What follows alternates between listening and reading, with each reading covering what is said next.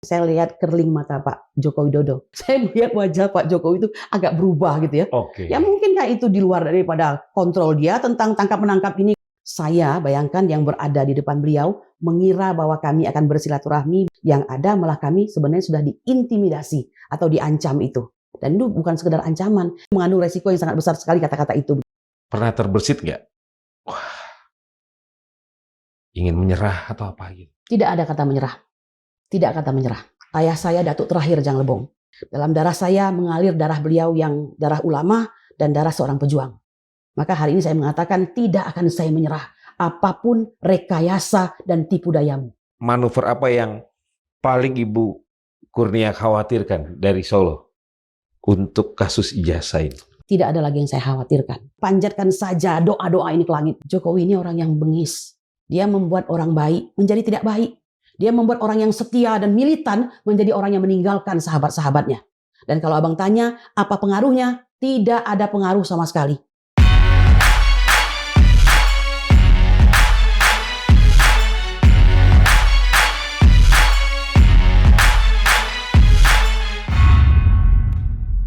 Assalamualaikum warahmatullahi wabarakatuh. Sobat Madilog, alhamdulillah. Margi Sarif hadir kembali menemani Anda, dan di episode kali ini saya akan berbincang dengan narasumber terkait reuni 1 tahun grebek rumah Jokowi terkait kasus ijazah palsu mantan Presiden Joko Widodo. Dan narasumber kami adalah salah seorang yang saat itu, tepatnya 16 April 2025, bertemu langsung dengan Jokowi di kediamannya di Solo, Jawa Tengah. Langsung saja saya sapa seorang aktivis perempuan, seorang lawyer juga, saat ini statusnya masih tersangka dalam kasus ijazah palsu Joko Widodo.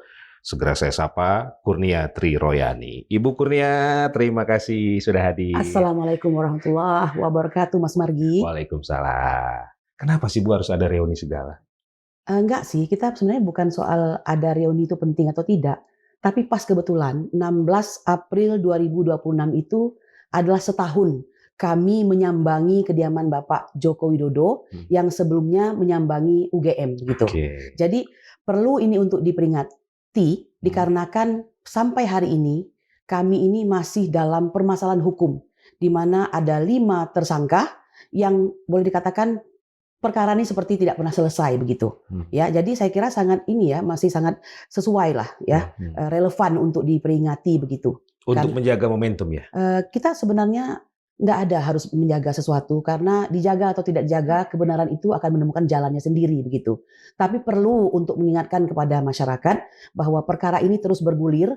Kami orang yang inginkan agar ini cepat selesai, tapi kami melihat ada orang yang terus memelihara ini supaya tidak selesai, entah untuk kepentingan apa begitu. Oke, apa pesan dari peringatan 1 tahun gerebek rumah Jokowi? Sebenarnya yang ingin kami sampaikan adalah bahwa kami ini adalah hanya anak bangsa yang mencintai bangsa ini, yang menginginkan segala sesuatunya itu berjalan di atas relnya, atau yang kita sering sebut on the track begitu ya. Ini sebenarnya hanya persoalan ketika anak bangsa itu dengan hak yang dimilikinya, jika dia melihat ada suatu kesalahan, ada suatu kejahatan, ada suatu peristiwa hukum yang menghendaki suatu penyelesaian, mereka menjalankan hak konstitusionalnya. Kita tahu KUHP pasal 108 yang lama ya, menyatakan bahwa setiap warga negara itu berhak ya melaporkan kepada penyidik maupun penyelidik ya, baik lisan maupun tulisan, terhadap suatu peristiwa yang ditemuinya, yang dia alami sendiri, yang dia lihat begitu kan, dalam rangka untuk apa? Untuk tegaknya keadilan. Nah, bahkan jika mereka menemukan adanya suatu gangguan terhadap ketertiban umum, TIBUM begitu ya, kemudian gangguan terhadap jiwa dan harta, wajib melakukan laporan. Bahkan lagi ayat 3-nya itu seorang aparatur sipil negara jika dalam melaksanakan tugasnya mengetahui ada kejahatan, itu wajib juga melaporkan. Jadi sebenarnya yang dilakukan oleh kami saat itu, TPUA, tidak lain dan tidak bukan adalah melaksanakan tugas kami sebagai warga negara, dan juga kalau saya pengacara ya sebagai penegak hukum juga begitu. Setahun berlalu apa progresnya menurut Ibu Kurnia? Setahun berlalu ini luar biasa ya, segala macam sudah terjadi. Selain tentu saja step by step penanganan hukum, tapi juga banyak sekali dramanya begitu. Seperti kita ketahui, Anda sudah paham kan, dari 12 kemudian diperas kembali yang semua yang sifatnya jurnalis dikeluarkan dari list tersangka begitu ya. Jadi tersangkanya hanya 8 ya, kalau nggak salah 8 begitu. Nah hari ini 3 sudah keluar dari list itu dengan suatu fasilitas RJ, ya kan, atau restoratif justice begitu. Nah tapi that's not the matter. Matternya itu adalah bahwa tata cara mendapatkan RJ-nya, drama yang terjadi oleh karena itu yang terjadi begitu. Nah jadi kami merasa ini kasus luar biasa, bukan kasus biasa. Jadi banyaklah atau politisasinya begitu. Kenapa bisa seperti itu menurut Ibu Kurnia? Ya karena ini yang generasinya itu adalah orang-orang politik ya, lawannya ini. Karena kalau kami pure hanya perjuangan saja. Ya tapi karena ini sudah bersengketa dengan orang yang berkuasa, maka jangan lupa itu memang ada sebuah resiko yang sangat besar. Yang kita perkirakan atau tidak itu pasti akan terjadi. Apalagi kalau mereka sudah merasa terganggu begitu. Apa resiko terbesar yang bisa terjadi menurut Ibu Kurnia? Kalau dari kami sebagai manusia biasa tentu kebebasan ya. Kebebasan kami sebagai manusia itu otomatis adalah hal yang akan kami pertaruhkan di sini begitu. Kita tahu bahwa dengan mentersangkakan kami, berarti kebebasan kami sedang dipertaruhkan di sini. Means that tidak mungkin mereka menginginkan mereka yang bersalah, pasti kami yang akan ditersangkakan dan dipersalahkan begitu. Oke. Ya. Flashback sedikit. Oke.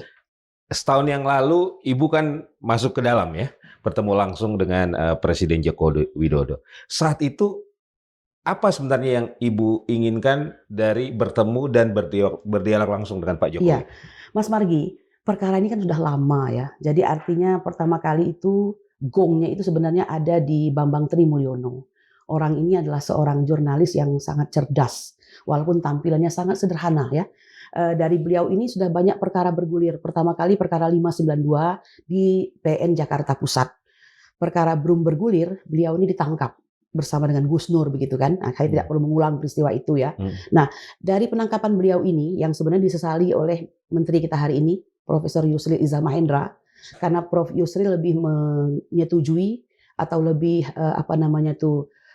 setuju kalau seandainya hukum itu yang berbicara. Jadi jangan kekuasaan begitu. Ya, Pak boleh buat kita paham era itu Jokowi masih berkuasa.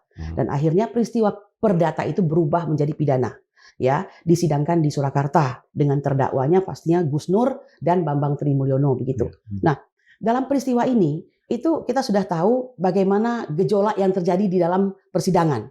Singkat cerita, menghasilkan keputusan menghukum Bambang Tri dan Gus Nur yang sama sekali tidak pernah dibawa ijazah asli itu, baik SD, SMP maupun SMA ke dalam persidangan. Tapi orang ini tetap dipaksa dihukum, ya.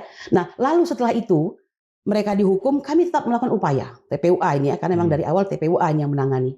Kami melakukan gugatan PMH di Jakarta Pusat kembali dengan perkara nomor 610. Disitulah kami pertama kali dan terakhir kali bertemu dengan Otto Hasibuan, pengacara Joko Widodo, setelah hampir setengah tahun hanya membicarakan soal legal standing. Akhirnya keluar juga nih Pak Otto ya, yang tidak lain ketua saya nih di Peradi begitu. Kita sudah tahu hakim pada masa itu dan bahkan sampai dengan masa ini tidak berani untuk memutuskan. Saya dalam orasi itu mengatakan hakim kita masih pengecut. Dan saya punya dasar untuk mengatakan itu begitu. Padahal mereka itu wakil Tuhan di muka bumi. Kalau sudah wakil Tuhan itu sebenarnya nggak ada lagi yang perlu takutkan. Tuhanlah yang takutkan begitu kan. Nah, menghasilkan keputusan yang NO, Niet Onafhankelijk Verklaard, yang artinya tidak bisa diterima. Jadi ini bola panas. Mereka nggak mau ambil tanggung jawab itu. Mending dialihkan saja ke pihak lain dengan mengatakan bahwa ini bukan wewenang mereka. Mungkin wewenang petun maksudnya begitu. Nah begitu. Kami ini kan terus, apalagi upaya kita ini untuk bisa membuat hal ini bisa terungkap begitu. Karena ada sangat, bukan cuma keyakinan, tapi fakta dan data itu membuktikan ijazah tidak pernah terungkap. Ya kan, dan kayaknya mengungkapkannya ini kok sensitif sekali dan susah sekali begitu kan. Nah ini pasti sesuatu begitu. Nah akhirnya Bang Rizal Padilla dan Bang Egy memutuskan untuk membuat laporan ke Bareskrim yang hanya diterima sebagai Dumas. Beberapa kali sudah saya sampaikan itu kan. Nah singkat cerita, kami dari Dumas tersebut selalu melakukan renewal terhadap bukti-bukti, 9 bukti, 4 bukti, 1 bukti, dan itu sangat relevan sekali. Tidak ada pergerakan dari pihak Bareskrim. Sehingga akhirnya timbullah suatu ide, bagaimana kalau kita tanyakan langsung ini. Satu kepada pihak yang mengeluarkan produk tersebut, yaitu UGM, dan yang kedua langsung mendatangi Bapak Joko Widodo begitu. Nah itu kejadiannya, dasar pemikirannya seperti itu. 2 kali berkirim surat, kami sebenarnya agak apatis nih, kira-kira diterima atau tidak. Pas surat yang kedua diterima.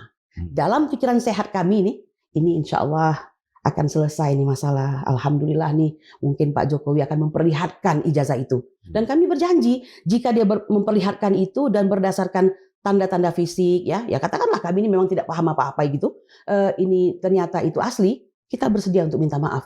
Bahkan menyampaikan kepada bangsa Indonesia bahwa kami salah dan ternyata itu asli. Tapi itu dengan catatan ya, setelah kami juga mendengarkan penelitian dari Rismon Hasiholaun Sianipar. Wah, itu luar biasa pada waktu itu, tiba-tiba nongol seorang pahlawan itu. Makanya dalam podcast kami sebutkan, Bang, kita berjumpa di UGM. Dan benar, itulah pertama kalinya kami bertemu dengan Rismon Hasiholaun Sianipar. Gitu. Dan Bang Roy Suryo serta Ibu Tifaulia Tiasuma. Gitu.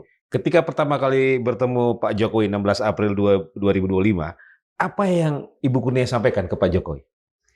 Saya itu kalau mengenang peristiwa itu terbayang saya gang rumahnya ya. Orang-orang di kiri kanan ribuan begitu. Yang orang menyebutnya itu orang-orang kami. Padahal kami nggak tahu menau. Kami datang hanya satu bus. Bahwa dari masyarakat Solo ada yang mendukung kami, tidak kami tolak, memang benar. Karena kadang mereka, Bu, kami doakan, Bu, kami begini, begitu. Walaupun kami juga agak deg-degan saat itu sebenarnya ya. Karena malamnya itu kami sudah diberitahu ada orang yang boleh dibilang ya patut untuk ditakuti kalau oleh orang-orang baik-baik biasa-biasa ya. Katanya sudah ada Hercules di situ begitu. Bahkan ketika di lapangan kami tahu ada Sylvester Matutina yang hari ini gelap. Itu ya, orangnya sudah terpidana tapi belum juga melaksanakan pidananya tersebut begitu. Nah, jadi saya membayangkan liku-liku rumahnya itu ya, satu gang yang cukup lebar, perumahan-perumahan yang cukup mewah di situ ya. Kemudian ada banyak pepohonan dan rumah Pak Jokowi itu sangat khas di situ. Yang sekarang disebut dengan tembok ratapan itu ya, gaya dibilang kita modern tidak, klasik juga tidak, gabungan antara ada ukir-ukir dan segala macam begitu ya. Orang selalu ramai dan selalu tersedia di pojokan pondok-pondok makanan seperti serabi Solo gitu ya, teh dingin dan segala macam, itu dalam bayangan saya. Orang selalu hadir di situ. Dan ketika kami hadir itu ada pengecualian, karena kami hadir orang-orang yang tadinya antri itu berhenti dahulu. Jadi lanjut dengan pertemuan kami. Saya lihat kerling mata Pak Joko Widodo. Begitu ya. Artinya kami suruh masuk sehingga stop dulu nih acara beliau untuk bersilaturahmi dengan warga sekitar atau dari luar Jawa ataupun luar mana gitu ya, kota yang semata-mata ingin bertemu Pak Joko Widodo. Berarti Ibu Kurnia dan rombongan dianggap spesial dong oleh Pak Jokowi. Karena dia sudah ada janji dengan kita bahwa dia tahu ya. Pasti menunggu juga lah bahwa kami akan hadir gitu. Konfirmasinya diterima tanggal jam 10, kami on time jam 10 sudah hadir begitu. Oke, kemudian masuk ke dalam? Ya, masuk ke dalam itu didahului oleh DHL. DHL ini mewakili Bang Egy Sujana lah gitu ya, karena Egy tidak hadir. Dan kami sudah ceritakan cukup panjang lebar waktu itu. Saya di tengah-tengah, posisi sama seperti dengan Mas Margi sekarang. Di sini ada Bang DHL, di kiri saya Bang Rizal Fadilah. Hanya bertiga saja. Nah, ruangannya seperti yang saya sampaikan, seperti yang sering lihat itu. Ada Pak Prabowo di situ hadir ya, pernah juga para polisi, ada juga para konglomerat di situ. Nah, di ruangan yang itulah kami ada di situ. Pak Jokowi sendiri? Ya, Pak Jokowi sendiri, tapi kami tidak boleh membawa device ya, foto-foto maupun kamera tidak boleh, tapi mereka punya tim video sendiri yang mendokumentasikan semua yang terjadi pada saat itu begitu. Dan di ujung-ujung itu karena ada dinding-dinding lagi, pas pampres siap sedia dengan senjata lengkap. Di ujung-ujung gitu. Yang Anda sering lihat di TV badannya besar itu, nah itu sesekali memeriksa begitu ya. Meskipun saya tidak melihat ada urgensinya, tapi mungkin itu protap ya yang harus mereka laksanakan. Silakan saja. Gitu. Saya tidak terganggu, tidak takut juga, alhamdulillah. Karena kita memang niatnya hanya satu, meskipun ini memang momentum yang luar biasa. Presiden, ya kan, pernah menjadi presiden 2 periode dan sangat berkuasa begitu. Dan menurut Ibu Kurnia, Pak Jokowi welcome dengan kedatangan Ibu Kurnia dan kawan-kawan. Saya pernah mengatakan waktu itu ya, orang itu terukur. Itu bukan saya memuji, itu apa adanya. Jadi dia tidak ramah sekali, juga tidak ramah, biasa saja. Tetapi bahwa saya melihat ada ketegangan. Jadi ya paham lah kan, mungkin wajah kami ini diceritain kan sebagai aktivis yang selalu berkuar-kuar gitu. Kalau ada hal yang hendak diprotes gitu kan, membela rakyat atau apa, kita sering aksi. Jadi ini orang mungkin sudah dicirenin, saya kan tidak tahu ya, tapi terasa bahwa itu ada semacam ketegangan itu ada. Tapi dia berusaha untuk ramah, begitu. Bukan berarti terlalu ramah juga, enggak, maksudnya ya silakan apa yang hendak dibicarakan, begitu. Agak terlihat canggung ya Ibu Kurnia ya? Ya agak canggung saya melihat. Dia tidak banyak bicara ya, dan nanti selama pembicaraan itu kata-kata itu akan diulang-ulang tuh. Yaitu kata-kata bahwa siapa yang mendalilkan. dialah yang harus membuktikan. Begitu. Apa tadi pertanyaan saya? Apa yang pertama kali Ibu Kurnia sampaikan ke Pak Jokowi? Ya, ketika dia bertanya, ya silahkan. Artinya dia ingin mendengarkan ada apa Anda mau kemari, bersurat kepada saya 2 kali gitu kan. Ya otomatis nih, pas saya di depan dia, saya juga sebenarnya tidak dipilih oleh 2 rekan saya untuk menjadi pembuka ya. Tapi tiba-tiba saja tanpa dikomando saya harus bicara dan mereka seperti menyerahkan ke saya gitu ya. Nah ini saya katakan Bapak, ya tentu ya ewu hormat kita kepada seseorang yang pernah menjabat 2 kali sebagai presiden, tapi lebih daripada itu dia adalah tuan rumah di rumahnya, sehingga patut kami memberikan penghormatan yang wajar dan baik begitu.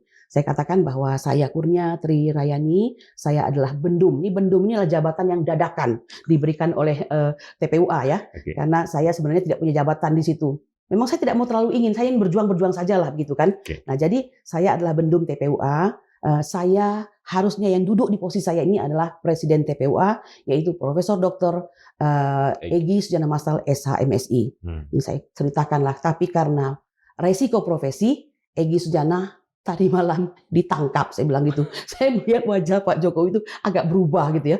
Ya mungkinkah itu di luar daripada kontrol dia tentang tangkap-menangkap ini kan? Saya tidak tahu, tapi dia agak terkejut begitu. Cuma saya bilang tadi, orangnya sangat terukur, dia tidak tampakkan ya bagaimana gitu. Cuma hati kecil saya menangkap sesuatu begitu. Nah lalu saya bilang, kami hadir ke sini sebagaimana kami sudah menyurati Bapak 2 kali, bahwa kami pada dasarnya telah berjuang lama untuk mengetahui keberadaan atau kebenaran daripada ijazah tersebut. Karena ini sudah menelurkan korban Bapak 2 orang yang terhukum pada hari ini, yaitu Gus Nur dan Bambang Tri. Saya bilang begitu kan.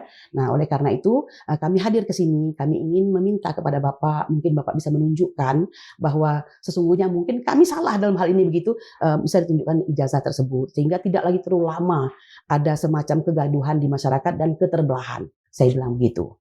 Dia tidak langsung jawab. Ya, dia kasih waktu saya kepada Bang Rizal Padilla. Oh langsung ya, geser. Jadi semua ngomong dulu, nanti dia mau jawabnya sekaligus begitu. Lalu Bang Rizal dengan gaya Sundanya kan halus tapi tajam begitu kan. Iya Bapak begitu kan bahasa. Dia salah Kang Rizal kan. Hampir-hampir mirip seperti itu. Isinya sama begitu. Bahwa kami ini sudah berjuang lama begitu dan kami menginginkan adanya sesuatu yang terang benderang. Dengan demikian tidak ada salah paham lagi di antara anak bangsa begitu. DHL ketika DHL disarankan dia tidak menggunakan haknya. Jadi dia lebih banyak diam, bukan lebih banyak diam, dia tidak bicara sama sekali malahan. Jadi hanya kami berdua begitu. Nah akhirnya disitulah dia menjawab. Jadi Pak Jokowi? Ya Pak Jokowi menjawab bahwa sesungguhnya harusnya sebelum ramai itu ke saya dulu gitu. Ya tadi saya tidak mengerti maksudnya apa, tetapi sebelum ramai ke dia dulu. Bagaimana kira-kira menuju ke beliau itu? Kami kan tidak tahu harus lewat siapa orang dekatnya, linknya bagaimana, kan kita nggak tahu ya. Nah kemudian beliau juga mengatakan, ini yang agak lucu ya, saya agak tergelitik sampai hari ini. Setiap kali kami bertemu bertiga ini, selagi masih baik dengan DHL, isi aja S1 aja kok dipermasalahkan. Kecuali S2, S3 katanya gitu kan. Pak Jokowi? Ya itu mengatakan seperti itu.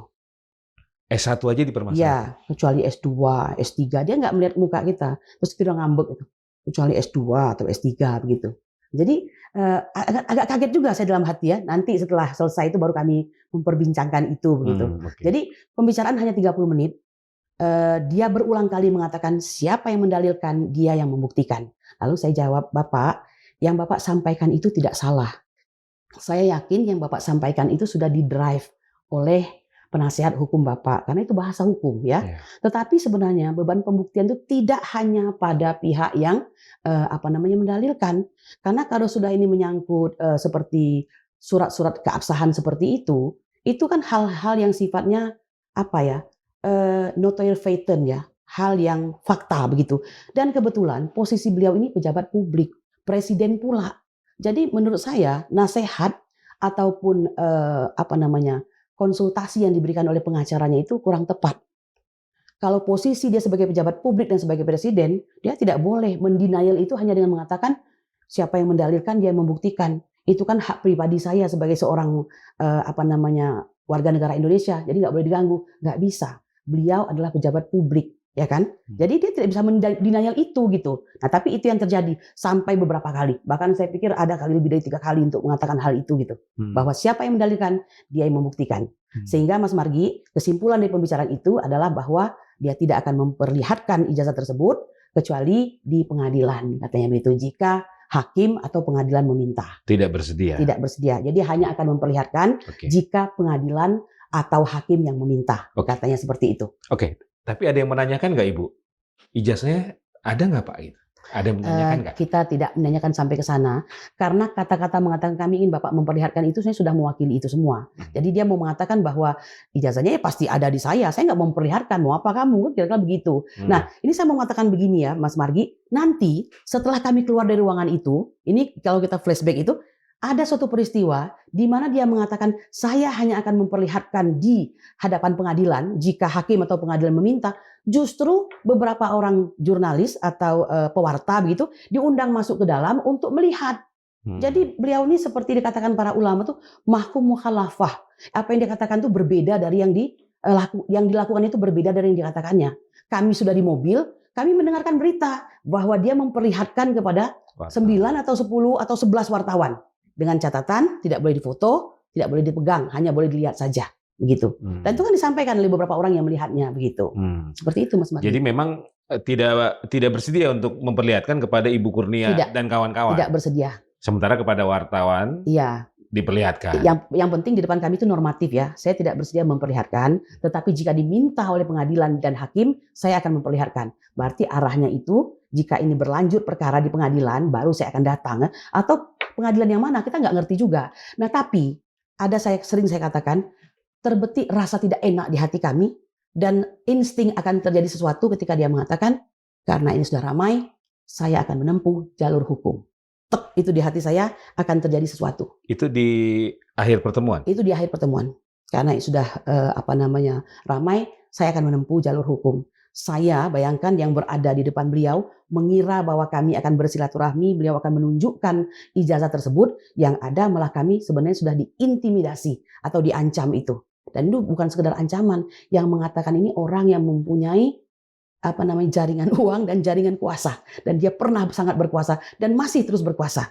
Jadi saya tahu itu mengandung resiko yang sangat besar sekali kata-kata itu begitu. Gestur dan mimik wajah Pak Jokowi bagaimana ketika menyampaikan itu? Dia itu tenang, tetapi saya pernah mengatakan bahasa yang lebih pantasnya itu tenang tapi dingin begitu ya. Ada ketegangan tapi dia berusaha menyembunyikan begitu. Tapi ada satu hal yang tidak bisa dia sembunyikan, bahwa dia sangat tidak suka. Dan ketika Pak Jokowi menyampaikan itu, Ibu Kurnia merasa itu bentuk intimidasi? Itu bukan cuma bentuk, tapi itu intimidasi. Dr. Muhammad Taufik, pakar hukum pidana dan presiden ahli pidana Indonesia, Muhammad Taufik ya, yang selalu melaksanakan sidang CLS di Surakarta, itu mengatakan itu adalah bentuk daripada intimidasi. Begitu. Itu sudah intimidasi itu. Dan kami tahu itu tidak akan main-main, pasti terjadi sesuatu. Jadi bayangkan, tapi saya harus menjaga ritme perasaan saya dan marwah serta mental saya ya. Yang akhirnya saya jawab dengan baik Bapak, berarti kita sampai pada kesimpulan bahwa di antara kita tidak tercapai suatu kesepakatan untuk melihat ijazah tersebut. Maka Bapak tadi mengatakan akan menempuh jalur hukum, ya silakan saja Pak, karena memang ini adalah negara hukum, setiap warga negara sama kedudukannya dalam hukum dan pemerintahan. Serta wajib menjunjung tinggi hukum dan pemerintahan dengan tiada kecualinya. Saya bilang aja sekenanya begitu. Padahal dalam hati saya, gawat nih, ini bakal ini. Ibu Kurnia, tadi juga kan ada pernyataan Pak Jokowi di awal pertemuan ya, yang menyatakan bahwa harusnya ke saya dulu sebelum rame. Ya.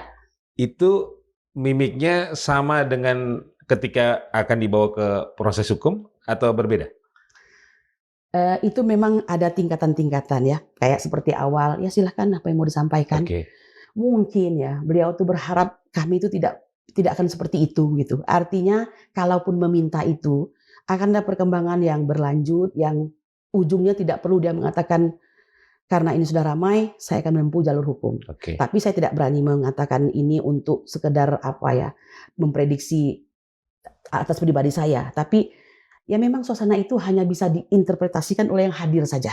Tapi intinya dia itu orang yang sangat, saya bilang tadi terukur ya. Terukur itu tidak berarti peluang lain tidak diterima. Tapi dia lihat dulu nih kemana arahnya. Dilihatnya kekeh untuk minta diperlihatkan, ya sudah berarti karena ini sudah ramai, saya akan menempuh jalur hukum. Begitu. Dia berarti tahu ada dua. Yang dihadapi ini orang-orang keras mungkin begitu kan. Berarti ada dua hal ya. Di awal pertemuan Pak Jokowi menyampaikan harusnya ke saya dulu, jangan rame. Kemudian di akhir ada pernyataan karena sudah rame maka saya akan proses hukum. Iya begitu. Seperti itu. Di akhir pertemuan Pak Jokowi masih seperti ketika menyambut saat datang atau sudah ada situasi yang berubah? Di akhir pertemuan, dia melihat kami tidak ada perubahan sikap begitu ya. Yang nantinya itu DHL ketika masih berdamai dengan saya, kan dia damai nih. Ketika masih berdamai dengan saya, dia menyatakan keharuannya. Melaporkan kepada Egy Sujana, Bang, adik abang berani banget bang. Ya, nah itu saya coba Maksudnya cek Ibu gitu. Kurnia Ya, oke. adik abang atau termasuk Bang Rizal juga oke. ya. Karena dia seumuran tuh dengan Oke. Bang Rizal. Mereka tidak ada takutnya bang. Mereka menyampaikan kebenaran.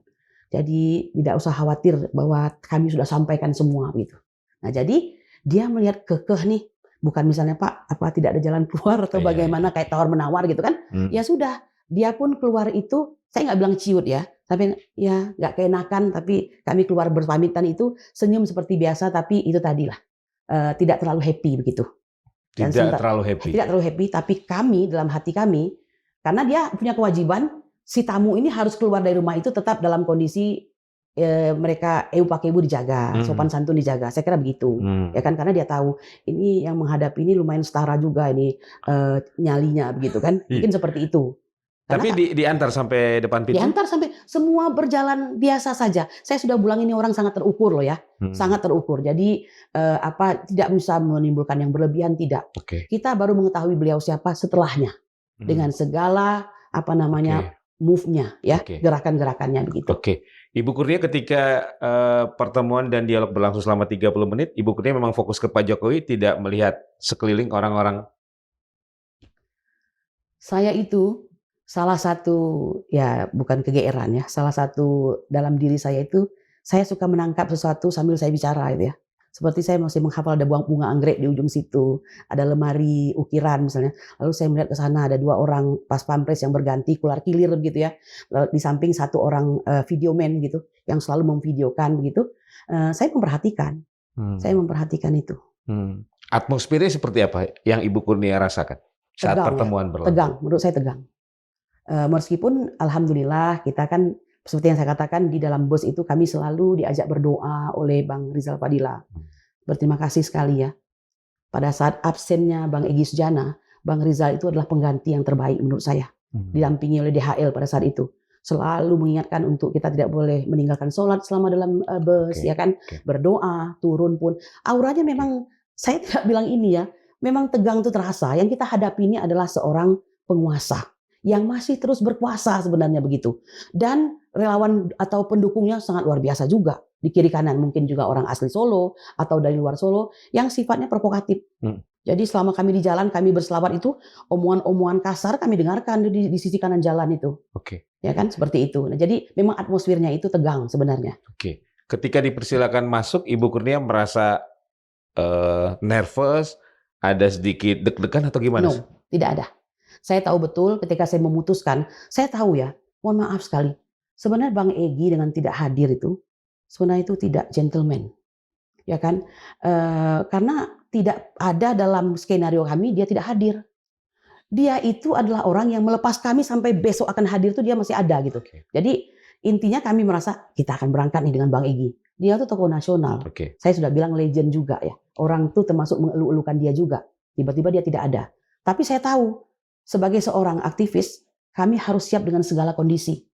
Jika kondisi berubah, harus siap standby untuk menyesuaikan diri, beradaptasi. Jadi kalau tanya nervous tidak, saya tidak nervous. Alhamdulillah dengan baca-bacaan ya, sebagai seorang yang beragama tidak ada nervous sama sekali. Takut? Tidak ada. Saya tidak takut. Kecuali satu hal tadi, setelah dia mengatakan karena ini sudah ramai, maka saya akan menempuh jalur hukum. Dalam hati saya itu akan terjadi sesuatu. Kuat sekali itu. Dan ketika keluar kami bisikkan kiri kanan, Bang, akan terjadi sesuatu. Dengan kode berdua kami bilang. Ketika Pak Jokowi menyampaikan akan proses hukum, bagaimana cara penyampaian Pak Jokowi? Iya, saya bilang tadi awal sampai akhir dia itu sebenarnya sangat terukur, nggak ada emosi sebenarnya ya. Tetapi kalau di awal itu kan karena dia baru kenal, jadi diusahakan untuk ramah. Tapi di ujung itu memang agak semakin tegang. Ketika dia mengatakan karena ini sudah ramai tanpa melihat kita loh ya. Karena ini sudah ramai, tidak menatap. Ya, jadi nggak terlalu menatap sekali gitu. Bukan seperti orang yang sedang memberi titah atau perintah karena dia adalah bekas pembesar negeri ini, enggak. Karena ini sudah ramai, maka saya akan menempuh jalur hukum gitu. Seperti itu. Tidak menunjuk. Iya, jadi kami itu tidak pula pada posisi misalnya kami tersudut, enggak. setara itu sebenarnya. Cuma kondisi itu tegang begitu. Jadi jauh dari pemikiran kami bahwa kami akan diperlihatkan ijazah, ternyata kami datang ke sana. Belakangan kami baru merasa, oh dia sedang menjebak kami. Kami datang ke sana untuk disampaikan, jika skenario tidak berubah maksudnya, bahwa saya akan mempolisikan Anda, kalian begitu. Kira-kira seperti itu. Oke, kemudian setelah pulang dari Solo, apa yang terjadi, Ibu Kurnia? Sepanjang perjalanan, biasalah ya, ada podcast setelah itu, kami menyampaikan, saya itu selalu berusaha untuk apa adanya.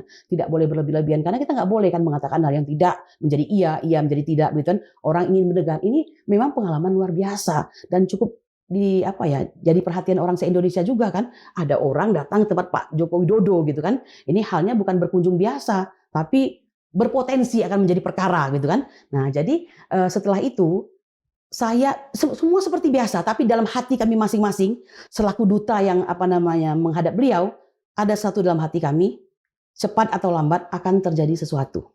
Itu saja. Itu agak sering di hati kami itu, seperti itu. Kemudian berapa lama akhirnya kejadian? 2 minggu kemudian. Jadi tanggal 16 kami di Solo, 30 April kami mendengar ada laporan dari Pak Joko Widodo yang sebelumnya diawali dengan festival laporan-laporan dahulu ini. Kan biasa beliau begitu kan, nabok nyilih tangan, tidak langsung dulu, jadi tes the water dulu, tes ombak dulu, mulailah tuh Pradi Bersatu, segala macam itu melakukan pelaporan sekitar 4 sampai dengan 5 laporan. Yang satu nanti kemudian hari mencabut laporannya, tinggal 4 atau tinggal 3 itu. Nah barulah yang Pak Jokowi ini puncaknya. Saya tidak dilaporkan di 4 itu, tapi saya dilaporkan langsung oleh Pak Joko Widodo. Jadi yang dilaporkan Pak Joko Widodo itu RS, TT, kemudian ES dan K. Saya pikir K itu pasti saya itu. Nggak mungkin Kentung gitu ya kan. Atau siapa gitu. Itu pasti saya itu gitu. Saya sedang bawa acara waktu itu di Gedung Juang. Jadi bisik-bisik Bang Roy bilang, beliau ke sana. Di situ kami tahu. Berarti insting atau intuisi Ibu Kurnia Insya akhirnya Allah menjadi tidak pernah kenyataan. salah. Bukan menjadi kenyataan. Saya merasa sangat yakin itu. Karena begini ya. Orang ini sangat serius. Kata-katanya itu dengan mengatakan, karena ini sudah ramai, saya akan menempuh jalur hukum. Itu sangat pasti dia sampaikan itu, tapi tidak melihat muka kami tadi ya. Nah, jadi saya tuh udah langsung akan terjadi sesuatu. Begitu. Oke. Jadi apa yang Ibu Kurnia alami bersama kawan-kawan sampai hari ini itu bagian dari konsekuensi dari pertemuan 16 April 2025 betul sekali. Di Solo itu. Iya, betul sekali. Mungkin inilah caranya bagi beliau untuk mengakhiri polemik ijazah palsu ini. Jadi kami ini juga harus dihukum begitu setelah berhasil menghukum Gus Nur dan Bambang Trimulyono, ya kan? Apa yang dia ragukan? Tidak ada. Mohon maaf saya harus sampaikan, aparat di sisi beliau, ya kan? Pada hari ini harus jujur saya katakan, Bapak Sigit Listio Prabowo masih menjadi Kapolri Republik Indonesia terlama, ya kan? Apa Anda yakin bahwa Bapak Kapolri itu akan melakukan sesuatu yang berbeda dari kehendak Pak Jokowi? Saya tidak yakin. Kami merasakan ini ya, aura dan aromanya, nuansanya itu memang terasa sekali, kental sekali dengan kriminalisasi ini begitu. Jadi kami itu ada pada kondisi berani karena benar, tetapi juga was-was yang luar biasa. Itu saya akui, karena kita tahu kemampuan dia dalam hal ini begitu. Oke. Mengapa Pak Jokowi tidak bersedia untuk menunjukkan ijazahnya? Menurut Ibu Kurnia? Sudah tahulah saya kira semua orang ya. Kalau asli, kenapa takut untuk diperlihatkan? Bukankah itu yang disampaikan oleh Bapak Yusuf Kala? Beliau mengatakan, sensitif sekali ini ijazah. Kenapa begitu ijazah itu saya katakan demikian, akhirnya timbul laporan kepada saya. Masih ingat ya? Kita lihat ada videonya itu, bahwa beliau dilaporkan oleh siapa, Gamki itu. Ini kayaknya sudah mengekstensifikasi perkara ini. Tidak semata-mata ijazah palsu, tapi sudah kemana-mana ini. Dimulai dengan tuduhan-tuduhan, ada bohir di belakang kegiatan kami, ya kan? Ini seperti apa ya, cipta kondisi saya melihatnya gitu. Kok gampang sekali seperti itu begitu. Padahal gerakan kami ini, gerakan yang sangat gampang dibaca. Kalau orang itu asli, murni, berjuang itu kelihatan kok. Yang tidak murni, yang bohong-bohong juga kelihatan begitu. Seperti itu. Ya kembali ke pertanyaan tadi. Iya. Kenapa Pak Jokowi tidak bersedia memperlihatkan? Menurut Ibu Kurnia, sebagai orang yang pernah menanyakan langsung di depan muka Pak Jokowi di rumahnya. Kalau beliau itu berlindungnya di balik kata, saya kan sudah tidak lagi menjabat. Saya adalah orang bebas atau rakyat biasa. Mana ada rakyat biasa ditanyakan ijazahnya mau menunjukkan. Itu hak saya dong, katanya begitu, ya kan? Padahal tuh nggak semata-mata benar itu. Kalaupun beliau tidak lagi menjadi Presiden Republik Indonesia, beliau bukannya penasihat dan antara. Penasihat dan antara itu pasti mendapat gaji dan segala macam, dan itu posisi yang tidak ringan, ya kan? Hari ini hanya para mantan presiden yang menempati itu. Pak SBY konon juga kan dan antara ya. Artinya Pak Prabowo mengharapkan bantuan pertimbangan dari orang-orang hebat nomor 1 mantan di negeri ini yang akan memberikan pertimbangan-pertimbangan. Jadi itu udah nggak kena tuh, ya kan? Nggak cocok itu.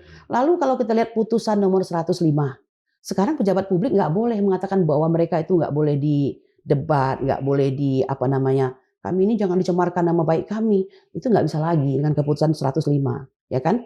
Lalu 115 yang menyatakan soal keributan atau kericuhan di dunia maya, itu juga nggak bisa dipidanakan.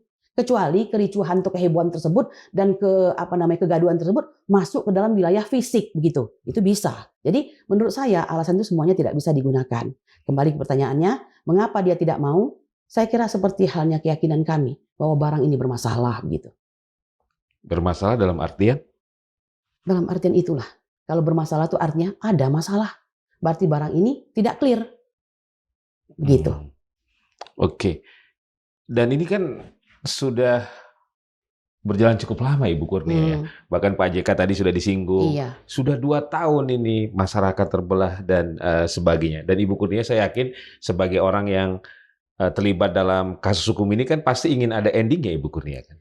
Iya, tapi saya tidak memaksakan. Karena saya tahu bahwa jika saya terlibat dalam hal ini, semua itu karena Allah, ya kan? Kita ini tidak bermaksud GR, mungkin dipilih oleh Allah ya, yang lain sibuk. Jadi kami ini diambil untuk mengurusi masalah ini begitu.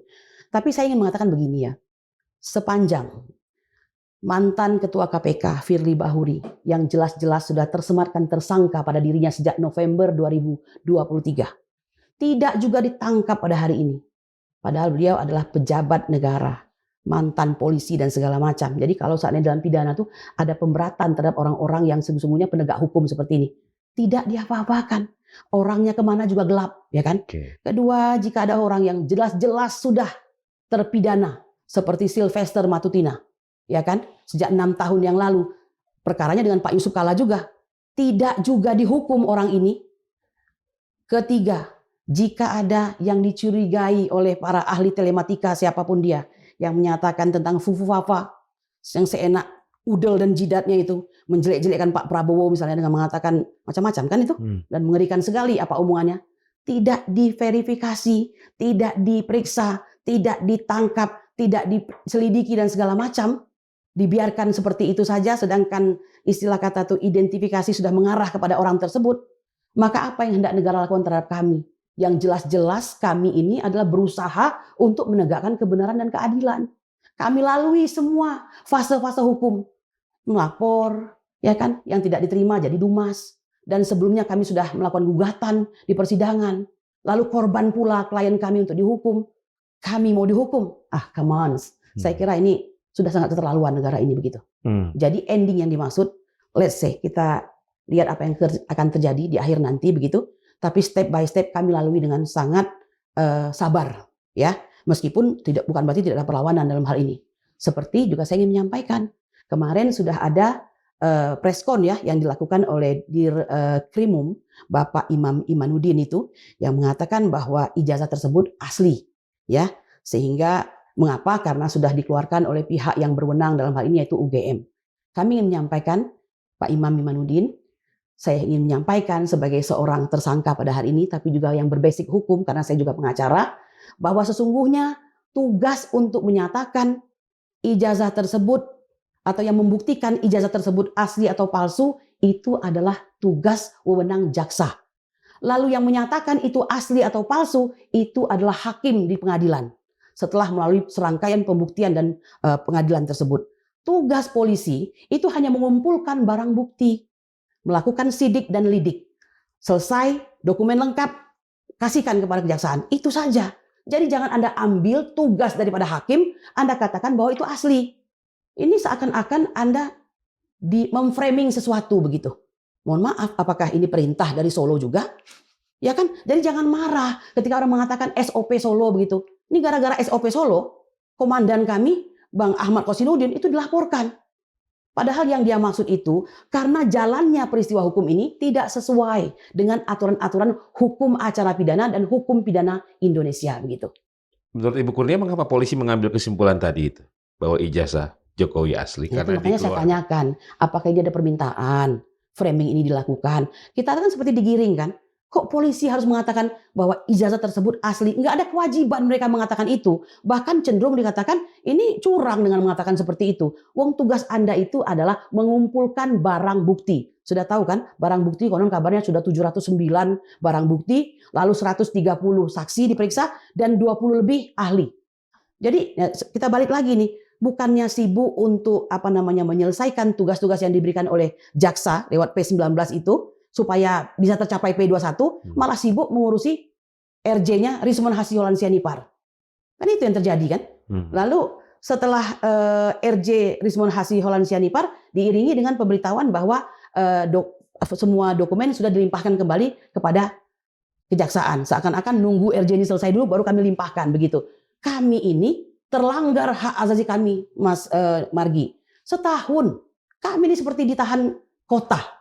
Saya ini mau pulang kampung tuh was-was. Kenapa? Tiap minggu ada beban untuk WL atau wajib lapor. Memang penyidik lumayan baik dan ramah kepada kami. Ibu bisa mengundurkan atau memajukan, tapi kan tidak bisa kurang dari seminggu itu begitu. Jadi ibu saya meninggal 1,5 tahun yang lalu. Saya ingin melakukan ritual berdoa, ya kan, macam-macam lah bertemu dengan saudara saya. Kemudian kami ingin saling berkoordinasi, menyampaikan kondisi senyatanya yang tidak bisa mereka dengarkan langsung dari saya. Karena kami sibuk selama setahun ini, bagaimana caranya mengkonsolidasikan diri sesama tersangka kepada tim advokat kami dalam rangka apa? Menghadapi Joko Widodo. Yang kami hadapi ini bukan orang biasa, orang yang mempunyai kekuatan uang dan kekuatan kuasa, ya kan? Jadi ya kalau dilihat bahwa kami sampai hari ini masih, kata Pak Jokowi itu dibutuhkan nafas panjang, biaya yang besar dan segala macam, betul Pak. Tapi pahami Pak, tidak ada bohir. Bapak percaya tidak bahwa bohirnya itu keluarga kami sendiri, harta kami sendiri. Kami bagi untuk kehidupan kami dan untuk membiayai persidangan, membiayai permasalahan ini. Ongkos-ongkos segala macam, permakanan segala macam. Jadi mungkin karena dia yang punya kuasa, maka bisa memframing, bisa membuat fitnah-fitnah melalui buzzer-buzzernya itu yang kata Bang Roy itu ceboker Nusantara itu begitu. Jadi kita ini kan pada posisi yang selalu disudutkan dan dikalahkan karena mereka mempunyai segala kekuatan itu begitu. Nah makanya ini biar saya belum lupa ya. Ini Pak, jika Pak Prabowo Presiden Republik Indonesia menyaksikan, mohon Pak, itu para buzzer-buzzer itu ya, pemecah belah bangsa, segera dihapuskanlah dari muka bumi Indonesia ini. Bubarkanlah itu gitu. Perlu Mas Margi ketahui, EF Saifullah Fatah yang merupakan bagian dari tim sukses Pak Jokowi JK tahun 2014 itu dari orang yang membela sampai akhirnya bukan membelot ya, tapi jadi tidak membela gitu. Mengatakan ada 7 sikap Jokowi. Mau saya sebutin nggak? Saya hanya menyampaikan ya lewat acaranya Keep Talking itu. Jokowi ini punya sifat satu, tidak pernah berhenti menjadi wali kota. Jadi susah kita menyebutkan dia sebagai kepala negara. Kepala negara itu berarti menggambarkan sebuah negara yang besar dengan rakyat 280 juta. Tapi kalau wali kota paham kan? Wali kota Solo berarti rakyatnya seberapa, wilayahnya segitu. Artinya apa? Tidak pernah menjadi orang besar. Gitu. Kemudian yang kedua, tidak pernah berhenti berkampanye. Ya kan? Mantan gubernur New York itu mengatakan memang popularitas dan teknokrat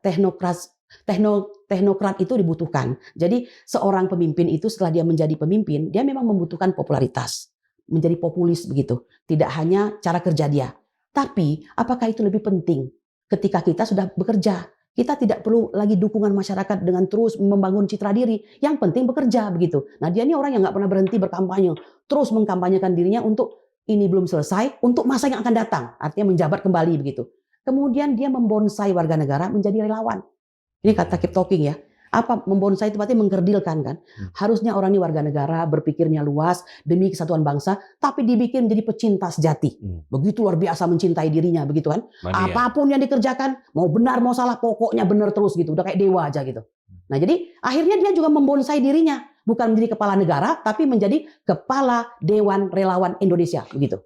Ya. Nah kemudian apa lagi? Dia adalah orang yang pandai mendebat dirinya sendiri. Jadi dia berdebat bukan dengan orang lain, tapi dengan dirinya sendiri. Sebagai contoh, dia mengatakan, anak saya tidak ada satupun yang tertarik politik. Nggak berapa lama mas, ya kan? Anak saya hanya mau jadi pengusaha saja. Pengusaha martabak, pisang goreng dan segala macam. Nggak berapa lama Mas jadi wali kota. Bayangkan. Lalu menantunya jadi wali kota juga di daerah yang lain kan begitu. Jadi dia pandai mendebat tapi terhadap dirinya sendiri. Akhirnya itu yang disebut dengan Pak Zumadri Azra yang sudah meninggal dunia ya, tokoh akademisi, teknokrat juga yang mengatakan mahkum mukhalafah padahal beliau tadinya mendukung Pak Joko Widodo. Apa yang dia katakan tidak sesuai dengan yang dia katakan. Begitu. Nah, kemudian apalagi? Dia default elektabilitas. Jadi dia kumpulkan semua potensi elektoral untuk menjadi suatu kesatuan sehingga tidak ada oposisi. Semua dimaksudkan untuk mendukung daripada kebijakannya.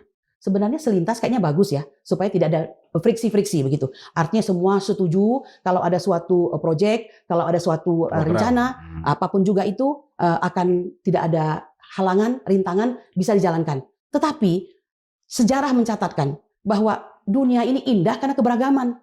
Tidak semata-mata indah. Kita membutuhkan nasihat, kita membutuhkan pengawalan, kita membutuhkan semacam koreksi. Karena kalau semua setuju, yes man aja seperti itu, asal Bapak senang, hancur kita seperti itu. Nah dia ini seperti ini tipikalnya. Jadi tipikal yang tidak mau ada oposisi. Maunya semua setuju dengan pendapat dia begitu.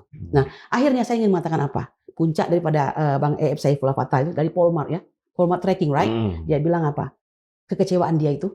Jadi pada suatu selesainya kontestasi, beliau ada jadwal di Jakarta Selatan sekitar situ gitu, harus membubarkan relawan di hotel tersebut begitu. Tapi apa yang terjadi? Bukannya dibubarkan, justru dia mengatakan relawan tidak boleh bubar.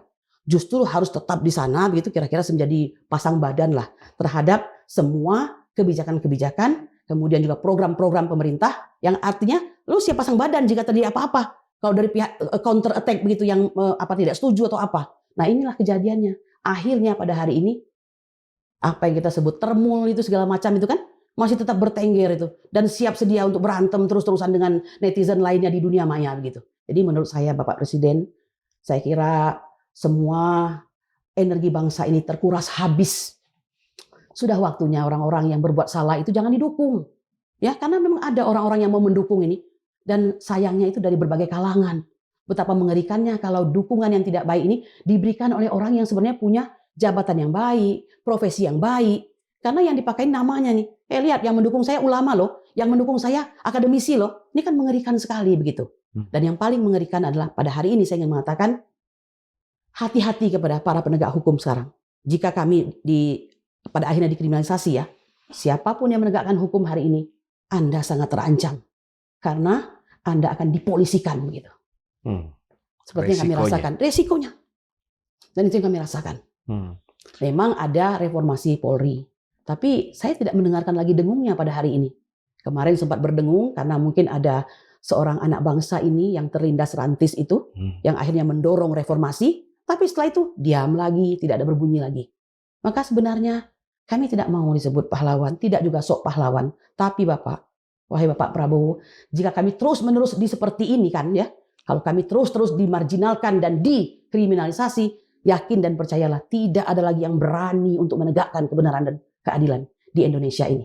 Dan itu berarti matinya keadilan. Oke.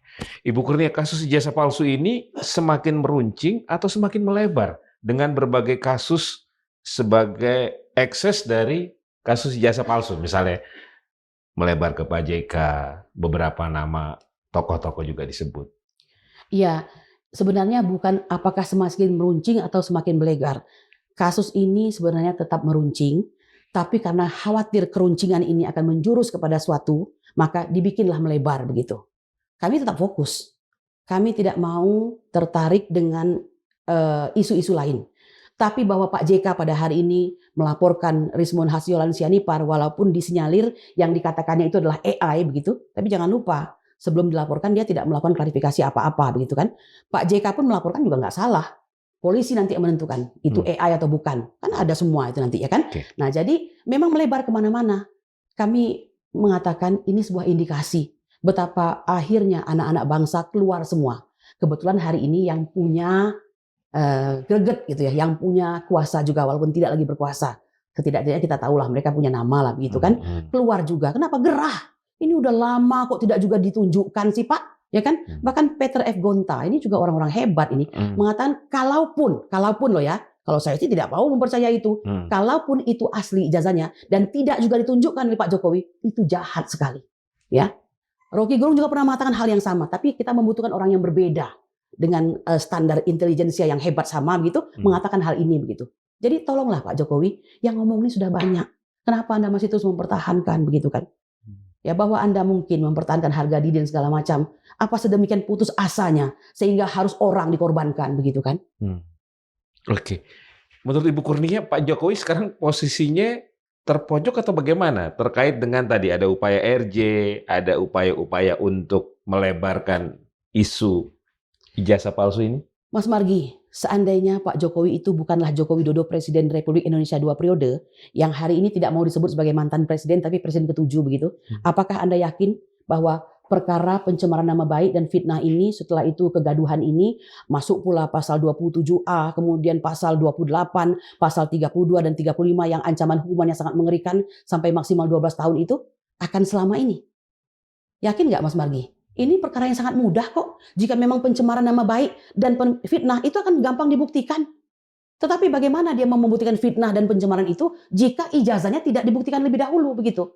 Nah, jadi saya ingin mengatakan bahwa ini dia terpojok atau tidak dengan manuver-manuver yang sedemikian banyak, yang diselubung ya dengan cara yang sangat halus ataupun kasar, sudah terpojok. Yakin Ibu Kurnia? Iya, sudah terpojok. Tapi dengan kekuatan-kekuatan yang masih dia miliki, itu yang membuat dia masih bertahan. Oleh karena itu saya menghimbau, aparat beradalah pada posisimu. Bapak Dino Patijalal mengatakan kepolisian Republik Indonesia itu ibarat nexus, titik pusat. Merupakan lintas dari arus besar yang ada di Indonesia ini. Maka jika Anda tidak pada posisi yang benar, tidak pada posisi yang valid, maka ini yang akan menimbulkan kekacauan. Iya, Ibu Kurnia, kalau memang Ibu Kurnia yakin Pak Jokowi dalam posisi terpojok, kira-kira manuver apa yang paling Ibu Kurnia khawatirkan dari Solo untuk kasus ijazah ini? Kami ini sudah sampai di ujung ya. Saya mengatakan saya sudah sampai pada fakta. Tidak ada lagi yang saya khawatirkan. Terserah Allah saja. Makarnya Allah yang akan bekerja. Ya kan? Yang penting dari awal sampai akhir ini kami sudah melakukan hal itu secara benar.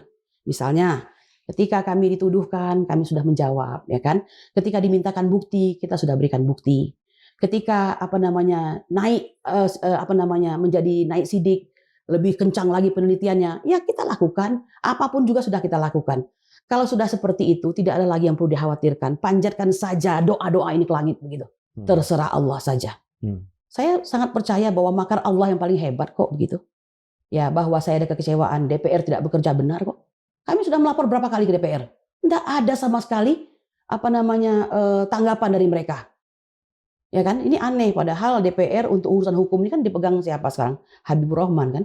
Rekan kami dalam ini juga memang susah. Kalau sudah hukum berbalut politik itu susah, ya kan? Apalagi kita tahulah asal usul bagaimana pemerintahan ini, bagaimana hubungannya dengan Jokowi, ya kan? Jadi sudahlah Mas Margi, Anda juga tahu betapa cruelnya negara kita ini begitu, ya. Maka yang harus dilakukan adalah step by step kita lakukan. Kami sudah ada pada tahap dipisahkan klaster 1 dan klaster 2. Klaster 2 Bang Roy dan Ibu Tifa sudah dilimpahkan katanya kembali. Berarti ini yang beberapa kali ini kepada kejaksaan, dan semoga jika bola panas itu tidak mampu dipegang oleh polisi, maka jaksa akan menjadi penegak hukum yang benar. Kami berharap jaksa akan melihat nanti ini perkara pantas atau tidak untuk dilanjutkan. Begitu saja. Tapi jangan mengharapkan kami untuk meminta-minta begitu. Oke. Ini pertanyaan yang sering berulang sebenarnya kan. Ibu Kurnia yakin ini akan sampai di pengadilan? Kalau berdasarkan urutan-urutan ya hukum, setelah diajukan kepada jaksa menganggap ini tidak cukup lengkap, balikin kembali ke polisi. Polisi sudah melakukan perbaikan, lalu dikembalikan lagi ke jaksa. Jaksa merasa itu cukup, P21 pasti akan ke pengadilan. Kalau kita bicara norma. Tapi saya bilang tadi, ini kan tidak sepenuhnya hukum, tapi politik. Cuma jangan kasih saya sebagai ujung lidah yang menyampaikan kemana perkara ini begitu. Kalau saya pelaku, cara ini memang tidak benar dan kami sudah mengkritisi, kami sampaikan kepada bangsa Indonesia. Dan sesungguhnya kami hanya ikuti saja. Kalau tidak benar kami pasti akan berbicara. Kalau Mas Margi melihat kok masih ini berani, masih ada yang disampaikan, iya, karena tugas kami memang bukan hanya menjalankan, tapi juga mengkoreksi begitu. Kalau sampai ke pengadilan, apakah Pak Jokowi akan datang? Kalau berdasarkan pengalaman, nggak yakin saya. Dia itu kan menghindari pengadilan. Sudah berapa banyak pengadilan? Dari sisi kami TPUA saja perkara 592, kemudian perkara 3271 dan 272 di Solo ya. Kemudian perkara 610. Kemudian laporan ini. Jadi dia tuh memang memilih-milih. Yang dia maksud dengan pengadilan di mana dia hadir itu saya tahu. Pengadilan di mana menempatkan kami sebagai tersangka atas perkara pencemaran nama baik dan fitnah. Jadi dia pilih tuh. Karena dia anggap nanti kami pasti akan dihukum di situ begitu. Padahal dia lupa, bahkan seorang pembesar polisi, orang-orang yang pernah menjadi penyidik polisi dan hari ini pernah menjadi mantan Wakapolri mengatakan tidak bisa Anda masukkan itu sebagai perkara pencemaran nama baik dan fitnah sepanjang belum dibuktikan ijazah itu asli atau palsu. Lebih daripada itu Mas, perkara ini sudah melenceng jauh ya. Kami kan pendumas, belum selesai itu. Bahkan kami sudah melaporkan ke Propam, Irwasum dan segala macam. Dan ini masih dalam tahap-tahap penyelesaian karena ada surat kepada kami yang menyatakan kami akan segera menindaklanjuti. Tahu-tahu ada laporan Joko Widodo. Kenapa diproses? Ini kesalahan daripada Polda Metro Jaya seperti itu. Anda sudah melanggar Undang-Undang PSK, Perlindungan Saksi dan Korban, utamanya pasal 10 ayat 1 dan 2, di mana seorang pendumas tidak boleh diperkarakan begitu. Harus inkrah dulu baru bisa diperkarakan. Belum lagi saya ini pengacara, ya kan? Kalau seandainya saya pengacara, Undang-Undang Nomor 18 tahun 2003, di mana pasal 5 ayat 1, pasal 16, pasal 12, pasal 9, bahkan keputusan Mahkamah ya Konstitusi nomor 26 tahun 2013 yang menguatkan posisi kami, hak imun kami, memberikan kami kekuatan konstitusional bukan cuma di dalam persidangan, tapi juga di luar persidangan. Dan hari ini saya membuktikan itu semua hanya di atas kertas. Faktanya hari ini saya tersangka dalam posisi saya mengawal perkara pelaporan terhadap penggunaan ijazah palsu oleh Joko Widodo di Bareskrim tanggal 9 Desember 2024. Begitu. Beberapa kawan seperjuangan sudah balik badan ya. Sejauh mana apa yang mereka sampaikan akan mempengaruhi tabir kebenaran yang sedang diperjuangkan oleh Ibu Kurnia dan kawan-kawan? Iya, mereka berbalik badan itu bukan tanpa sebab ya. Ini memang luar biasa dramanya. Seperti yang saya sampaikan pada preskon kami kemarin di Polda Metro Jaya. Saya ingin mengulang kembali ya. Ketika kami kehilangan Egy Sujana dan DHL itu saya sudah sangat terkejut. Dan menimbulkan trauma di hati saya. Mengapa? Kan dia yang mengajak. Kok sekarang dia balik badan lebih dulu begitu kan? Tetapi kami ternyata lebih kaget lagi ketika seorang yang sangat militan, yaitu Rismon Hasiholan Sianipar, yang jujur saya katakan, tanya kepada Bang Egy kalau tidak percaya, bahwa dia ini salah satu yang membuat kami yakin untuk berjuang ke Solo dan ke Jogja.